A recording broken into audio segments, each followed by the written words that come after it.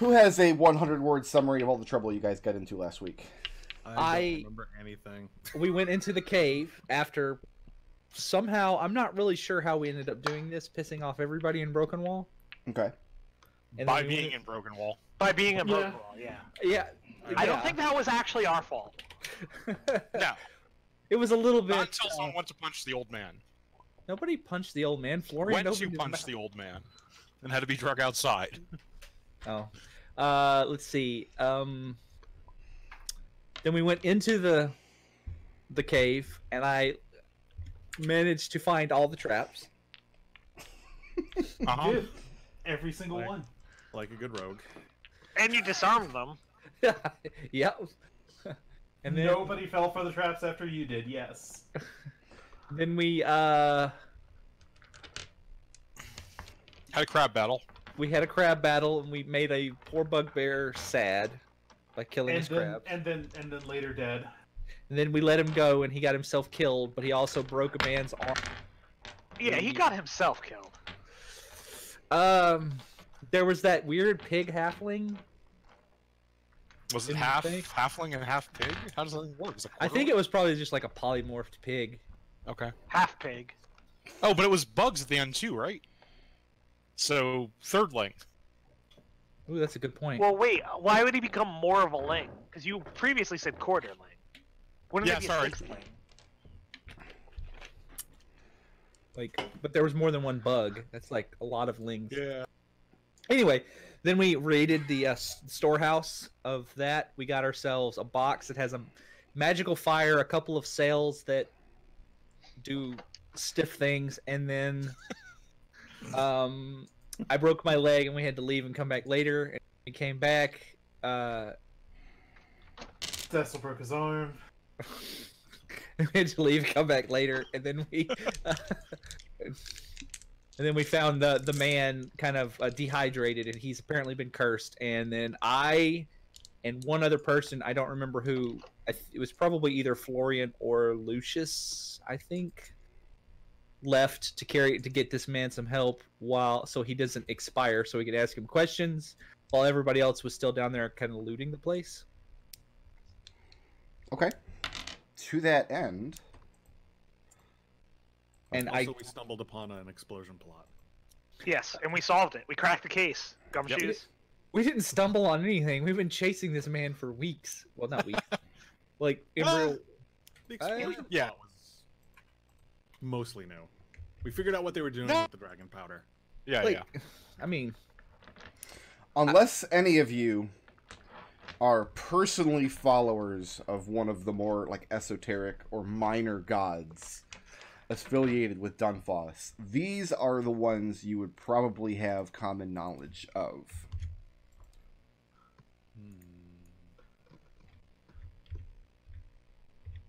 Temple District. Yay. Someone made a new map. Yay! These are the most prolific gods in Dunfoss. These are the ones that have the largest temples and largest following. This is by no means an exhaustive list, though. Every building, there are no residences in the Temple District. There's no manor houses. There's no inns. There's no shops. Pretty much every building is in reverence to some god or deity or religious cult of some kind. Goddess of Chains. I'm gonna throw this out there, guys. Anyone who needs to call himself Straight Arrow is up to something. Where do you see that at? Where's that at? Number 3. I think Seeker is the expert on that one. Oh. Is today the 20th? Is my calendar right? Today is the 20th, yes. You guys came out of the caves, I believe, in the evening, because evening would have been low tide. Yeah. I don't think that any of these are, like, none of these are, like, gods of healing, so... I mean, I Alexander's a follower of Gar Glittergold, but he's not really particularly devout or even really interested in it. also that's a trickster god, and Hey, he brought Seeker back. I would be okay with this man getting turned into like a badger or something, as long as we can ask him questions first. I'm gonna be real with you guys. I feel like the person you want to go to when you have someone who is like having liquid turned to sand is a trickster god. I feel like that's your go-to guy. We already went to the temple of Garl Glittergold over in Broken Wall, and they No, you said, didn't. "No." That was the broken temple of Nimbernimbists. Oh, Nimbus. Okay. I feel very strongly about this trickster god idea. For some reason, I feel a connection with them. Okay. So your other option would be one of the magic colleges called the Phaedruashad, who are healers and necromancers. They're not on any of these maps, basically because they have tiny clinics kind of peppered all over the city. Question, because somebody brought it up. I think it was McDohl. What about our secret dryad that we don't know is a dryad? Would she be able to, like, possibly fix this? Don't know. You haven't taken the guy there to ask her. Okay.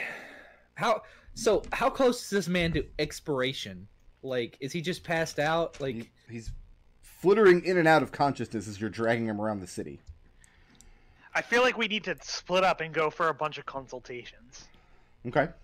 Describe the problem to whoever we feel like is best able to cover it. I feel pretty good about Garl Glittergold. If you want to go to Garl Glittergold, I actually have some stuff to finish up in the dungeon for my next action.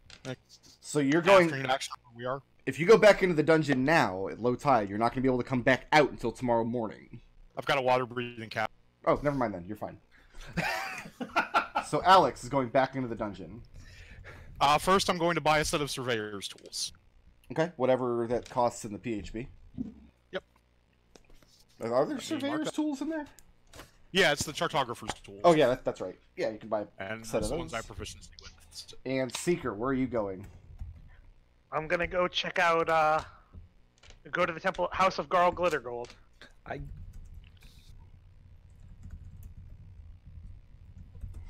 What about Gus? I'm kind of torn between. I guess I'll start with Garl Glittergold. Like, I figure we got enough time to run around the city a couple of times. Who are you? Are you thinking of another god? Me? No. I was just thinking of the Dryad. Maybe she has something. Lucius. Garl Glittergold sounds hilarious. Let's go ahead and go with that. Florian.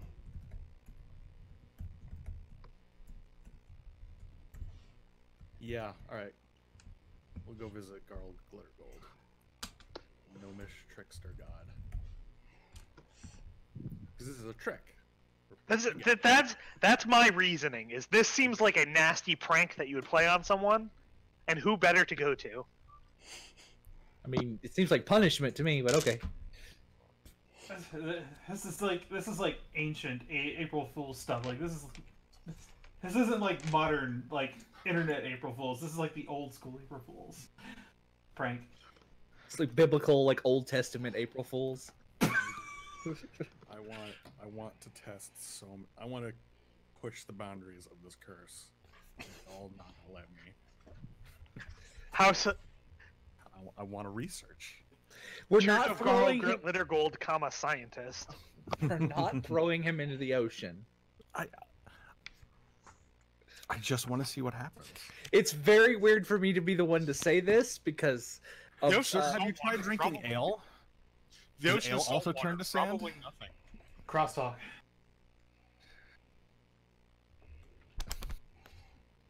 So what experiments are you going to run on this guy on the journey to the temple district? Well, Florian is going to ask him questions before experiments begin. Like Right now, he's in no state to answer questions. You guys got out of him pretty much all you're going to get, and he's kind of drifting in and out of consciousness. It's clear the man is in great... I mean, his arm is badly injured. He's in great anguish, and just speaking is incredibly difficult for him. Okay.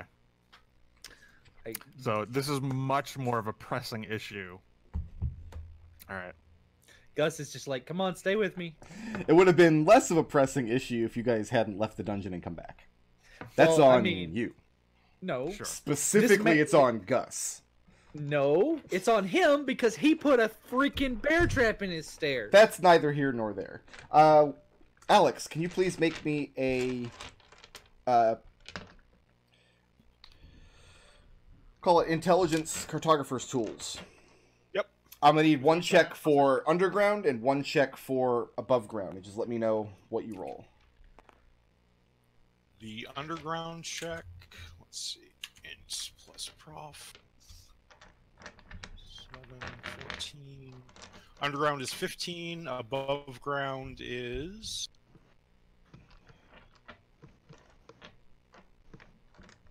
22. Okay.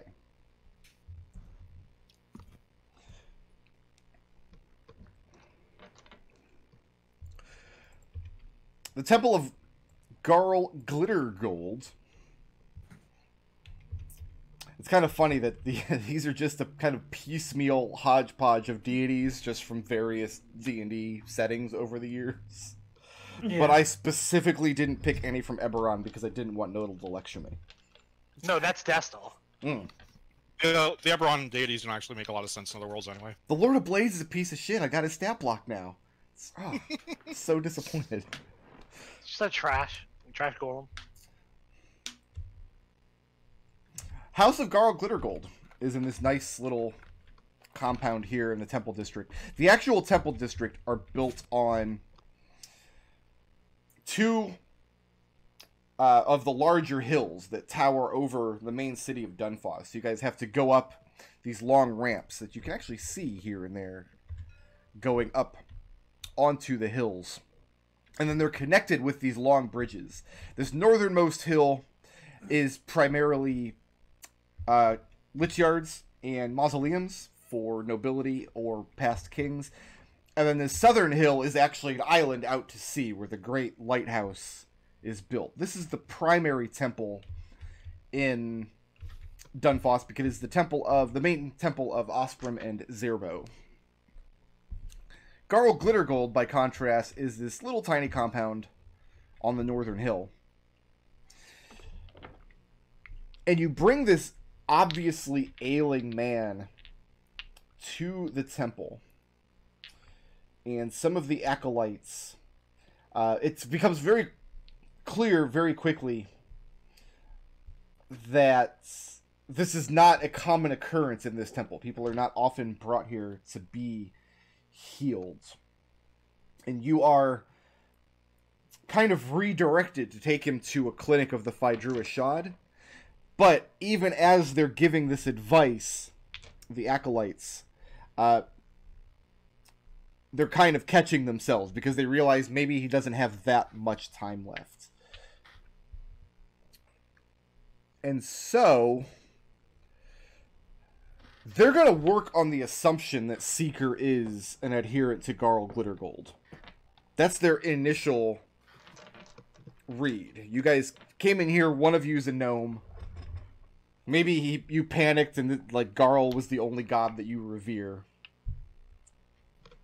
And your rationalization is because Garl Glittergold is a trickster god and this man is the victim of a very harsh prank, you thought that they might be able to help.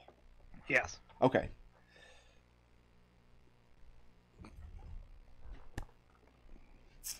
Let me look up some stuff here. The initial response is that if he's fallen under a curse, they can cast the spell Remove Curse, which is going to cost 150 gold.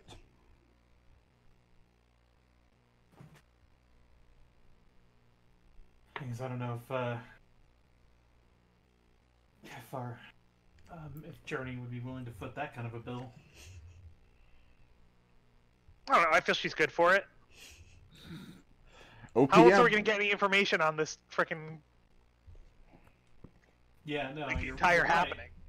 You're right. We need to come up with the scratch somehow. But How should Speak with Dead cost? Speak with dead? When you make this suggestion, the acolyte's eyes get really wide. And these acolytes, they've got a couple of them running around trying to give him water and trying little cantrips and other things. They're trying to make him as comfortable as they can here in the main room, like the lobby waiting area of this temple. It's very clear they don't like the idea of Speak with Dead, because then you're just letting the guy die. But the only material component for Speak with Dead is burning incense, and the spell is only 3rd level, so it's also going to cost 150 gold. Oh, might as well save his life then. Here is the problem. Yeah. Some of the acolytes go and actually wake up the high priest, an aged male gnome by the name of Ertix Calrix. Yeah. Seeker, do you actually follow Garl Glittergold or any other of the gnomish pantheon? I'm willing to burn him a few offerings for this. But that doesn't answer my question. I would say that Seeker probably... Like, I wouldn't describe him as, like, a devout follower. Okay. But yeah, he probably, like... He's a gnomish con man. He probably follows Garl Glittergold as much as he feels like... Like, before you're doing some shady stuff, you burn a couple offerings to Garl Glittergold, because of course he'll look out for you. Okay. To that end, the difference between... Like, Garl Glittergold, he's a trickster god, but he's also a lawful good god. The kind of pranks that, like, an adherent to Garl Glittergold would play would be well-meaning pranks not intended to hurt anyone. Lying or cheating somebody is outside of his purview as far as the church is concerned. Is it Seeker's interpretation of Garl's rhetoric that what Seeker does by cheating people out of divinations does fall under his purview? Is that his read on it? The Seeker's read on it at this point is that he was probably being pranked by Garl himself, because he thought he would burn these offerings thinking, well, he's the best I got as a gnome. And then it turned out he wasn't lying at all. So Seeker's read on this is, listen, Garl owes me a favor because he's been having a good joke on me. I love everything about that. That is incredible. That's pretty good.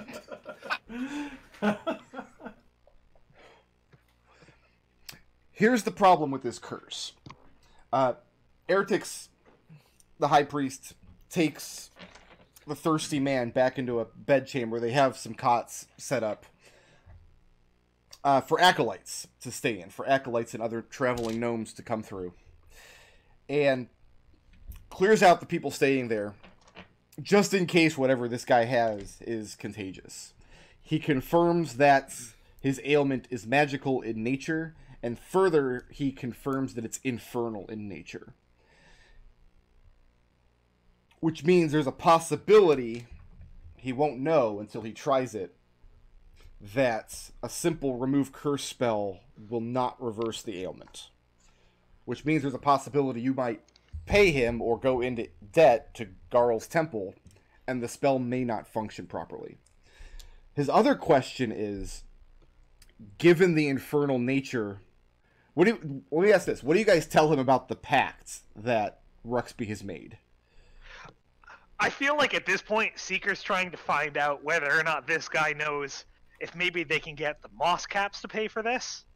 So Seeker's just telling him the truth. Like, listen, this guy's a criminal. We think he might have been trying to take out, like, a good portion of the city. What are you thinking here? Like, people are going to want this information. Surely this has to have come up before. Ertix, hearing the response, his next question is, and he's in a kind of very dour mood for the adherent to a trickster god. Yeah. Without knowing Lucius's situation, he asks whether those that make pacts with devils of their own accord, do they not pay their own tolls? Is this not what he bargained for? And Seeker just kind of shrugs and says, I'm not really concerned with his moral well-being. I more just want to get some information out of him. What do the rest of you think? Because right now, Ertix he doesn't seem completely invested in saving this man's life just for the goal of saving it. This man clearly has made pacts with devils. He has wrought evil on the city, and what has happened to him is his own fault. But Gus and Lucius and Florian are also in the room. What do they want to happen to this man? Well, I suppose once it's from Florian's point of view, once it's brought up that like the man signed a contract and this was the payment for the contract, I guess Florian takes a much more neutral view on it. Mm-hmm. Though I guess as a follow-up, because since he's part of the Signers Guild, how do the Signers Guild feel about like infernal pacts? Is that like? There's no, I mean, there's no consensus. Baseline is infernal pacts are always a bad idea. That's going to be everybody's view on it. Everybody in town, if you say, hey, should I sign a contract with this demon? They're going to say, what are you, stupid? But there are individuals who still do it, obviously. Not knocking anybody in present company. Just saying, some people do it. Is an infernal contract legally enforceable? Can you take a demon to court if they don't provide their end of the bargain? Nobody's tried it, but now you have a goal for later in the campaign. I'm just saying. All right. That's where you cut out. If you win a legal case against the devil, they die. Here's what Airtix suggests. He says he doesn't know whether or not it's in Glittergold's best interest to save this man's life. If this was an evil man, if he was hurting people, Garl would agree that essentially he's played the worst prank on himself. Play stupid games, win stupid prizes. Fair enough. However, he's willing to make the man as comfortable as can be and ensure that he survives here for another day or two while he spends that time in prayer, looking for guidance. And then he cracks a smile.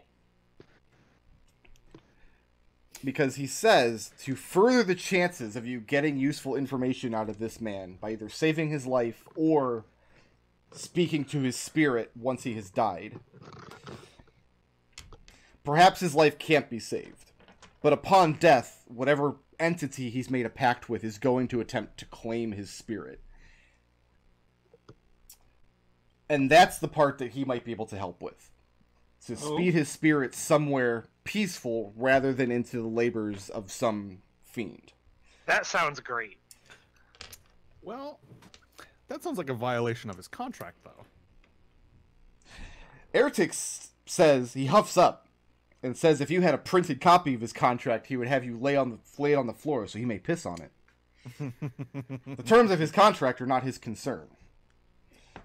Barring social protocol, Lucius would put an arm around this guy and says, I like the way you think. So you have to, like, hunker down because he's real short because he's a gnome? Yeah.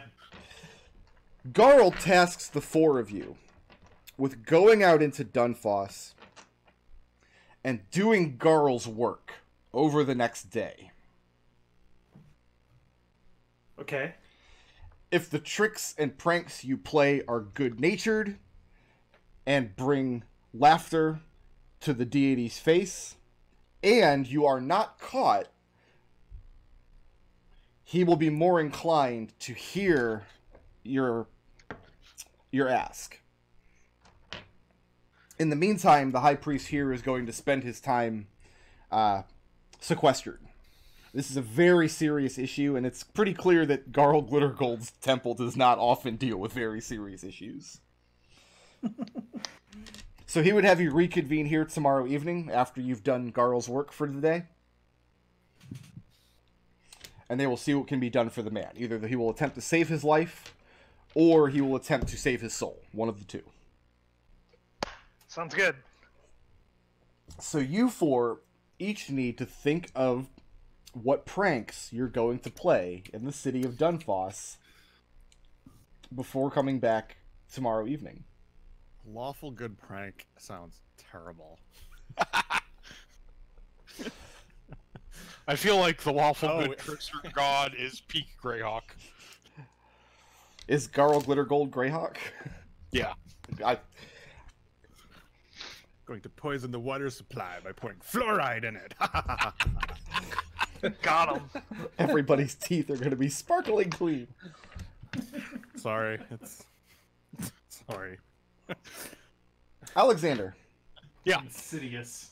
you spend no small amount of time underground in the dungeon, going through the tunnel, taking careful measurements of distance and direction.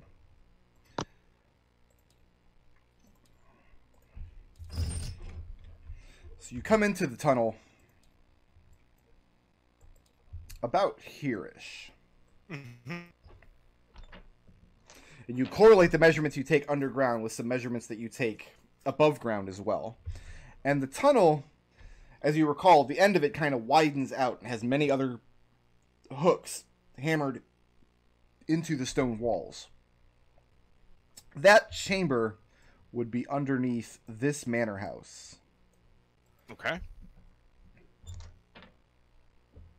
And do I know just from the outside looking in who owns that manor house, or I if it has any function other than forget- a home? I forget which of you went to visit her, but this is the house of Oh, no, that was- Inaharis Warlock's Bane. Oh. Okay, that was me. So So yeah, when you finish up your measurements above ground, you find yourself standing in front of Warlock's Bane's manor. is she in her garden currently? She's not home currently. Okay. She said she was going to take a couple of days to investigate this flying pig such, and you haven't seen her since. Okay.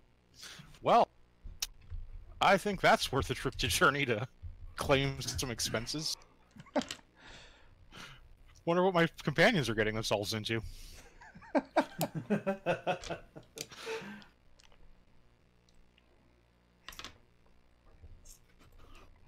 And are you guys all sleeping tonight when you arrive back at the barge tonight? Yeah. And you guys arrive back at the barge, and you have your tasks for the next 24 hours or so. Gus is going to go to the bar instead of going straight home. Are you taking a nighttime action going to the bar? Yes. So just to be clear, you're doing this in lieu of a long rest. Oh, in lieu of a long rest. Right. If you take a nighttime action, you're not taking a long rest. So, like, what is the what time are we supposed to meet with him? Meet with who? The church, the Temple of Garl Glitter Gold, like tomorrow. Tomorrow evening. Tomorrow evening. Okay. Tell you what, Gus. Do you want to be my prank accomplice? Do you want to drink while you work? Sure. Because I'm gonna need a little bit of extended amount of time to pull off my prank. Sure. He's like, he already has one ready to go. Gus is like, I was just going to get trick the barman into asking for IP freely. This is probably way better. No. You're thinking too small. No. But we need. I figure. Oh God. So, what have we experienced so far? That there is a demon out there, promising people vast amounts of power and influence, and essentially selling their souls. Clearly, what the prank we need to do is we need to do something along the same lines, but instead of actually granting them the power, the people who come to us, we set them straight.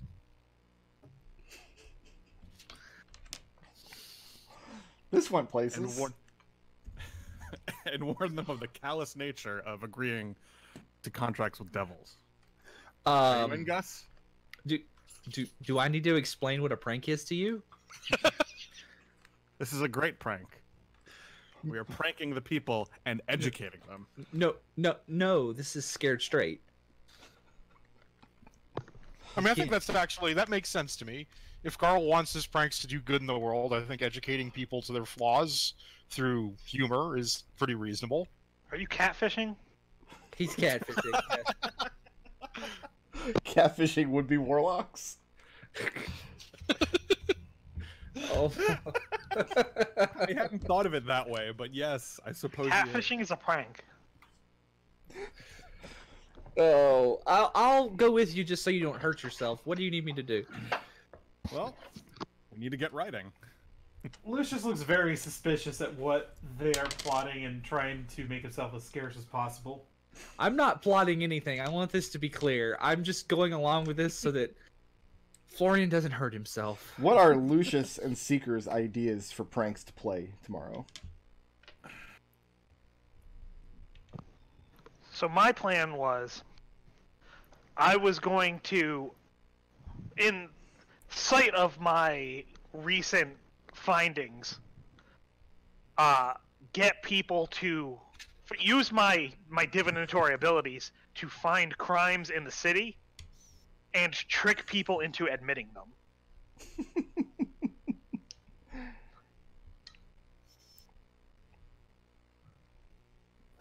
And what about Lucius?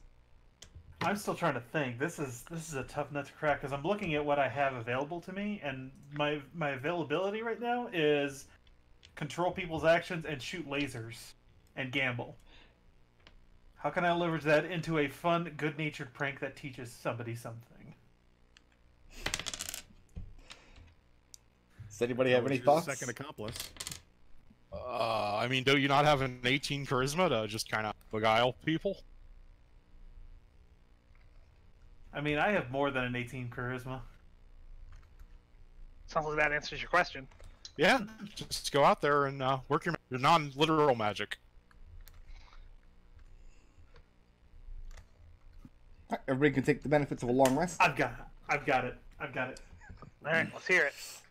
So, I'm thinking Can you bring up a map of the Shallows real quick? Yeah, sure. Let me just run to immigrant.com. That's why you have -2 points, I bet. Why? People don't like your maps for some reason. I don't think anybody can I mean- see my maps. Like I don't think my immigrant thing is public. All I know is you just got -2. That's all. Yeah, I got -2 karma or whatever it is on immigrant. Like, gee, thanks. Like hard ignore. So yeah, the stomp box. Yeah.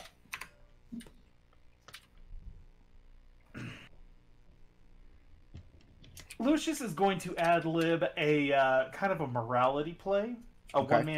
one man show kind of a deal, of the folly of making contracts with outer worldly beings.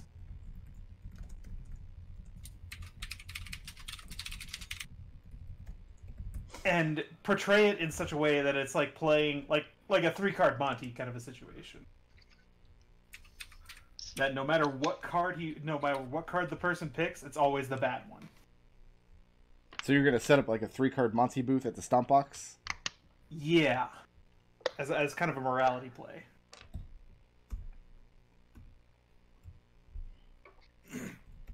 And Seeker's plan is to do what? Track down some crimes, preferably of the more like predatory nature, and somehow trick someone into revealing them. Crucial distinction. Do you care whether the person has actually committed the crime or not? Yes. Okay, so you don't want to just trick people into, like, you don't want to like Brendan Dassey any of these people. Yeah. Okay. The only difference between this and one of Seeker's normal days is that he's not going to get paid for it. Which makes it actually a decent amount easier. And Gus and Florian are going to actually print up fake, but legit looking flying pig letters. Did I hear that right? Yeah. We have the wax. Did we get a seal for that wax? Yes, I'm pretty sure we did. Well, I don't know. I think you took one off of Drudalf. Yeah. Okay. Yeah.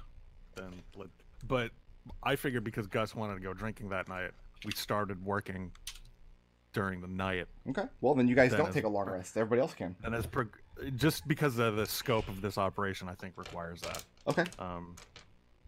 And then as drunk Gus Gus, makes himself more and more available. give me a Constitution saving throw, because you're going into this with a level of exhaustion, as I recall. Right. Are you? Yes, that is a 12. 12. No, we had a day after that.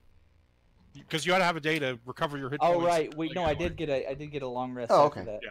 Then you're Yeah, fine. Yeah, okay. Thank God. Mm-hmm. And what is Alexander doing on the 22nd?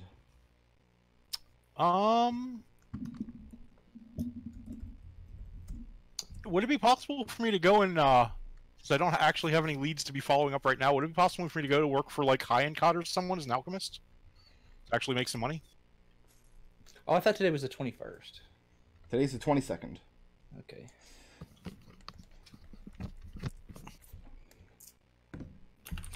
You can take the work downtime action in Xanathar's. Yeah, let's do that. Okay. I'll look up the rule. Okay, I think we will start with Seeker. How are you going to find people who are committing crimes, Batman? I'm going to go into some of the more unsavory parts of town Mm-hmm. and try to find somewhere that people have been found assaulting women in the area nearby. And then I am going to... Here's my cunning master plan here. Is I am going to disguise a unseen servant using some clothing and such, give them a pouch with a bunch of money that can kind of just jangle around after them as they move. Is this real money? Yes. Okay.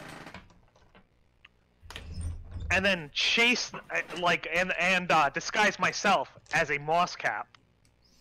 And if somebody goes in to take out my unseen servant, I'm going to chase them out into public where there are actual moss caps. The idea being this person assumes, okay, if I can get away from this one guy, there's only so many moss caps in an area, I'll be safe. But I'll guide them towards the actual ones. Now, cosplaying as a moss cap is definitely against the law. Oh, absolutely. But we don't care about that. No. Excellent. Very good.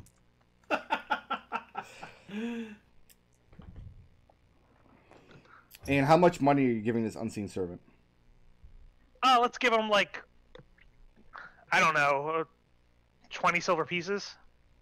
Okay. Like, enough to be, like, a decent amount of money. And to sound real nice when it moves. And how do you make the servant look like a person? I'm just dressing it up in clothing. Like, it's only going to be believable from the behind. But my thought is that whoever this person is probably going to try to take them out from behind, so that should work out fine. I think the problem you're going to run into is that any clothing you try to put on this servant is going to become invisible. Because the creature itself is invisible. So the creature itself is invisible, but it can do things like folding objects and stuff. Mm-hmm. My thought is the only task I give it is to hold these, like, cloak and stuff in such a way that it looks like it's trailing out after it. Like, give it a cape, that sort of thing. And you're staying within 60 feet of it by Yes. following it, or? Okay. Yeah, I'm going to follow it from the rooftops. All right, give me... Well, last question. Where in town are we pulling this off? Like, what part of Dunfoss? Can we zoom out here? Sure.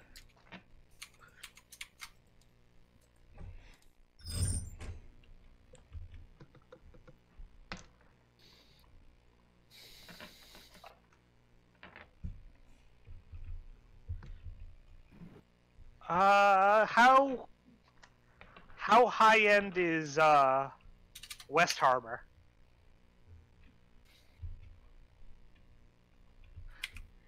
The area that I'm thinking of that I could probably find someone that this seems believable in Mm-hmm. is usually a lot of crime takes place near the docks, and it abuts up against Market District here. I'm Okay. thinking I have my unseen servant come from Market District looking like it's carrying a bunch of wealth. And then the hopes are it gets picked up in the docks. So looking at this thing from the front, it's literally just a cloak. Yeah, absolutely. All This is an unbelievable prank from the front, but from the back it's believable. Give me a deception check at disadvantage Okay. for the unseen servant, and then a regular deception check for your own disguise. Okay. You're using the disguise kit or the... I'm using the disguise self spell. Okay, that second check, make it advantage, please. Okay. Disadvantage. Ooh, not bad. Advantage. Wow, Nodal, this is backwards. So here's the thing. That disadvantage, real bad roll. That disadvantage is a 25. That advantage, though, like realizing I'm about to trip and fall off of this ceiling, landing on the unsuspecting person behind, I just give a little bit of nudge to the shape of the universe. And I roll a 21. Alright, so 25 and 21. Yep. Nice. And you're devoting all day to this task? Yeah. Give me an investigation check, please, at advantage, since you're spending... So, he started this and never went, this is what Seeker does every day. Yeah. Turns out, not quite. It's a lot easier than catching a crime when you have to get someone to pay you for the crime. There's not a lot of people interested in paying to find crimes. That's a 26. Okay.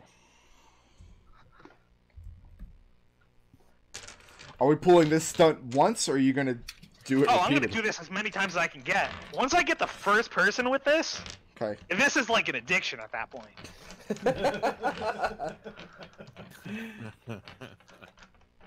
So here's the hard part. I mean, Yeah. you managed to find a couple of patsies over the course of the day, cut purses or whatever, that hear the jangling coins. They stalk this cloak down into an alley or something. Yeah.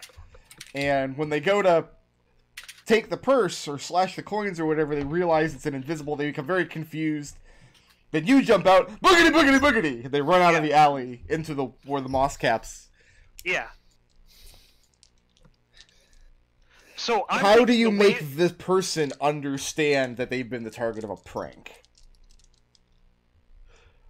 Or are you not concerned with that part of it? Because they definitely get arrested. I think they get the impression they're like while it's happening, it's so like confusing they don't realize it. But once they realize they just robbed an unseen frickin' servant and then got picked up for it, I think that's when it'll dawn on them. Well, most of these cut purses probably don't know what an unseen servant is. So what actually ends up happening is they go try to take this unseen servant's purse. Seeker would be concerned about this. Seeker... He's going to the way that he's going to do it is once they get picked up and he goes like he looks behind him for the person who was chasing him. I'm just going to give them a nice wave in the distance and then disappear. Okay, are you going to reclaim your gold that you gave the unseen servant after each? Yeah, I'll do my best. Okay. Because that's what I was going to say is most likely what happens since you're the one kind of flushing them out. Yeah. Probably by the time the moss caps get on the scene, they're going to think that the guy was trying to rob you. Yeah. You managed to pull this off twice over the course of the day. Great. Most of what you get are a lot of just bizarre looks as this cloak is just floating down the roads. And partway through the day, the cloak risks getting stopped itself by moss caps because people are starting to report this. So by lunchtime, you're like, you know what? I've gotten 2 guys with this. We've made 2 arrests. It's been a lot of fun. Yeah. But if you keep doing this...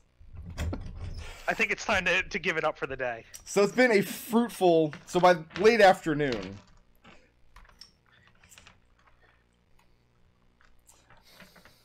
Let's go to Lucius. Yes. So your goal is to basically set up this gambling table. But you're going to cheat so you always win. And the idea is... Like, what do people think they're winning when they step up to the table? First of all, gambling is like this... is probably borderline illegal. Like, you're not allowed to set up like a gambling establishment, but all you're doing is kind of setting up a table. Here's the plan that I thought. I thought I would early in the morning I would run over to the temple and ask them if they had a portable pour box that I could make use of for the day. If they want to put a lock on it, that's perfectly fine. I mean, you can find a little alms box. That's. I think you could buy one out of the PHB. Okay, then. Let me just look that up right quick. I'm sorry. It shouldn't be more than a couple silver, I wouldn't think, if that. It's definitely something that's in the book because you get one if you start as a. Yeah, it's part of the Acolytes kit or something. Yeah. Okay, let's see. Priest pack includes tinderbox, alms box. Yeah, it's part of the priest pack, but I don't think the alms box is actually on the list of adventuring gear. No, it is not. We'll just say it's 3 silver pieces. Okay then. Feel free. Let's see. It's just a little wooden box with a slat on top of it. So I will purchase that. Plus, I will put 10 silver of my own coin into it, Okay. and I'll do and I'll put on this little morality show. And then once people realize that they've been had, then that's when I put the alms box with the marking of Garl Glitter Gold on it, and return their stake to them and let them do with that as they will. So the idea is you're going to have these people gamble with their own coppers. And then you're Yep. going to cheat them out of the coppers. And then you're going to say, ah, but see, I tricked you. And then you're going to show them the alms box and give them the opportunity to put their stake into the alms box. Is that what you're saying? Yeah. Well, meanwhile, the whole time I'm telling them a quote fable about a man who has made a deal with a devil. Okay. Make a performance check. Okay.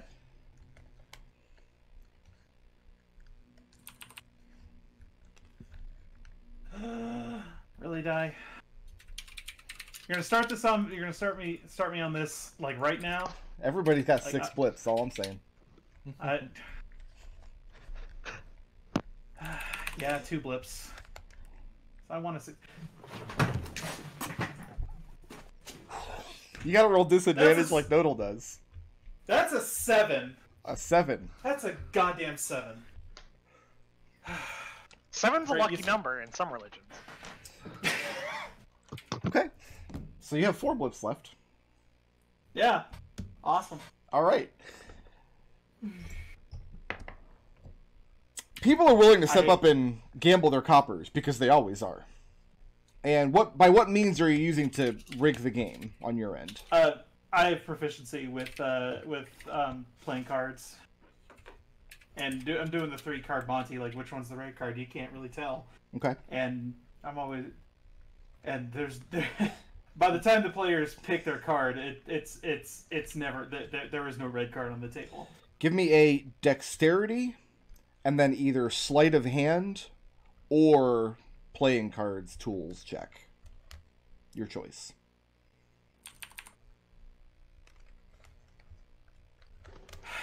That's an I 8. recommend those. An 8.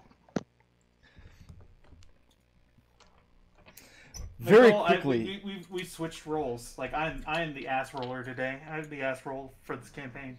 No, he's good at skill checks. He just can't roll to hit rolls. It becomes clear pretty quickly that this kind of masquerade is outside of your wheelhouse. There are a couple of occasions where somebody steps up and you try to palm the card, but they either catch you doing it or you palm the wrong card, so they end up winning, which wasn't supposed to happen. Which makes the tie in the morality tale about these people who are signing contracts with devils not particularly land home. Not surprisingly, the people who lost, after you reveal they've been cheated, decide not to put their stake into your alms box. And by midday, people have kind of sent the moss caps over to chase you off. So you have an afternoon action to try something else. That was my best idea. And anyone else got any ideas that some crappy warlock could pull off? You could go to the bar and get the bartender to call out IP freely. You see what's happened here, don't you?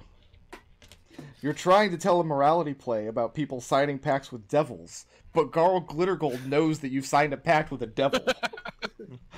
And so, he's delivered you your comeuppance. No, it's fine. Maybe Garl Glittergold's probably a fake god anyway. Gus and Florian. Yes, sir. Who are you delivering flying pig letters to? I'll say you've had time to realistically put together 5 of these. Okay. So, Florian, when this goes bad and we end up in a bar fight or something, I want you to know, I said, this is me preemptively saying, I told you so. But that said, who are we going to give these letters to? Well, my original thought was we'll just do it here in the Shallows, but since we make our home in the Shallows, and if things go wrong, maybe we should have some distance. So, where do our rivals work out of? Oh, we haven't actually decided that yet. Would you like to make that decision? Which one of the harbors is the most... This is Vandalay Enterprises, correct? Right. Okay. Yeah, we haven't actually made this determined. I wasn't going to introduce them yet, but let's go ahead and have this discussion now. I didn't have any input. Which of the 3 harbors is the crappy one? Mars. Wharftown. No, I mean, like, I'm talking about, like, the West, North, High Courts, and it's East Harbor, right? Probably West Harbor is the Probably West. lowest class of them, if that makes sense. High Courts Harbor actually has a physical wall around it. East Harbor is a lot of merchant guilds and banks and things. And South Harbor is kind of like... rich people yachts. Yeah, kind of like private yachts and things. Yeah. The King's flagship is docked there. What's the Newport of docks? Like, where's the one where you can find rich people in slums, like, on opposite streets? That's pretty much just all of Dunfoss. Because I feel like these guys are social climbers. Like, they want the illusion of class. Yeah. Okay, West Harbor probably is not a bad choice then. Put him in West Harbor. I think we're leaning West Harbor then. That's where we will perform this catfishing, which I'm now calling it. You have 5 letters to give out. Yep. Do they have 5 employees? They have, like, just 5 evil versions of us? Is that working there? Is that what you want to do? Is deliver? So, are you personally delivering these letters? No, we would hire. Like, I would not let Florian personally deliver these letters because that's the last thing we need, is to be associated with the Flying Pig. We would pay a boy to do it, like just a street tough or something. Okay. How much you paying him? Street urchin, a silver. A silver? Yeah, that's also buying his silence. Okay. And you tell him to deliver them to who?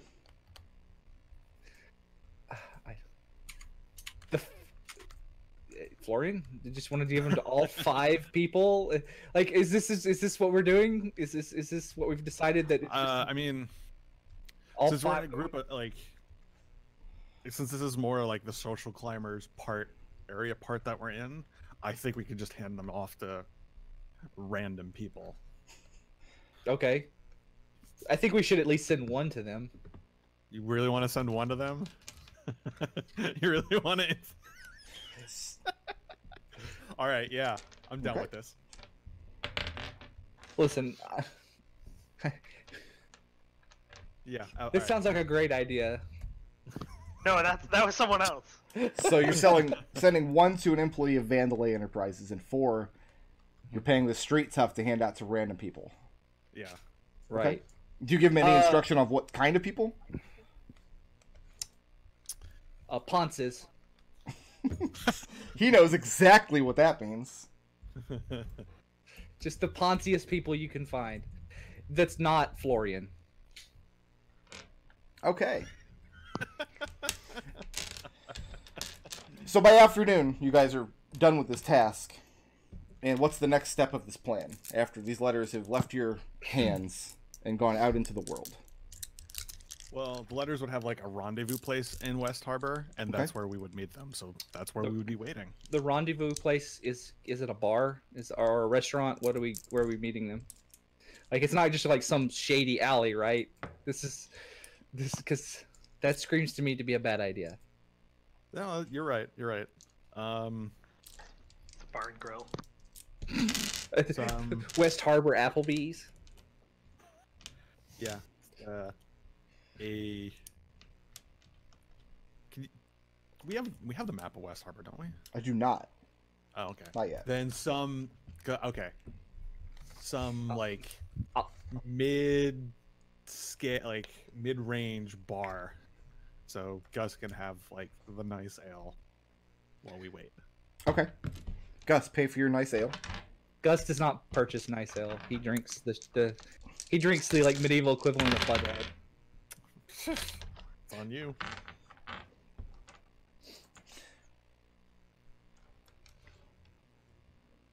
What are the chances you guys can recognize one of the agents of Vandalay Enterprises by sight? Like, And vice versa. like I don't know how well they would know Gus, and I don't think Gus would know them very well since he's not like strictly They from would this probably area. know Florian, and Florian would probably recognize him. Alright. Let's go to fantasynamegenerators.com. I actually have a little table that I roll on whenever I have to roll a random NPC to see what like race and gender and stuff they are. I just like the idea of like mustache twirling like evil versions of all of us, and then just like they have like a celestial warlock. Wait, are they the good versions of us? Florian, Yes, sir. nobody comes to your rendezvous point until the start of the evening. At which point you recognize one of the Vandalay detectives, a woman named Miu Tia. Okay. And- Tia. Walking with the letter, and you can see her scanning the streets. And she doesn't come directly to the rendezvous point. What she does is she kind of stands in a crowded spot of the streets, watching the merchant carts and things go by. And I'm going to have each of you make a stealth check. Stealth, huh? All right. To see if she notices you here. Okay, hold on. I gotta make this a disadvantage Why? Oh, you're on because armor. I'm wearing armor. Yeah. Okay. I think this will do it. Brick. Okay. It's a 2. A 2. I have an 18. An 18. Well, I mean, like, you know, I'm just over there just drinking, just minding my own business. You're Florian. theoretically the one they don't recognize. You see Tia scanning as her eyes fall on Gus as she grins. And she strides over to the table where he's drinking. And immediately begins flirting with him. And you're watching this, you can tell that Gus doesn't know who she is, but she definitely knows who he is. And she knows this is now a game. She's kind of tucked the letter back into her brassiere. And she is now teasing and toying with your dear friend who is becoming drunk. Hold on. Gus, this woman has stepped in off the street, and she thinks you are a beautiful, beautiful man. And wouldn't it be great if you and your big, strong muscles and all that shiny armor could escort her home in this dangerous, dangerous city? So here's the problem. Mm-hmm. Gus is gay.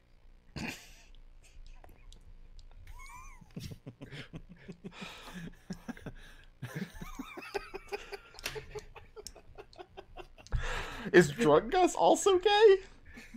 Are they both gay?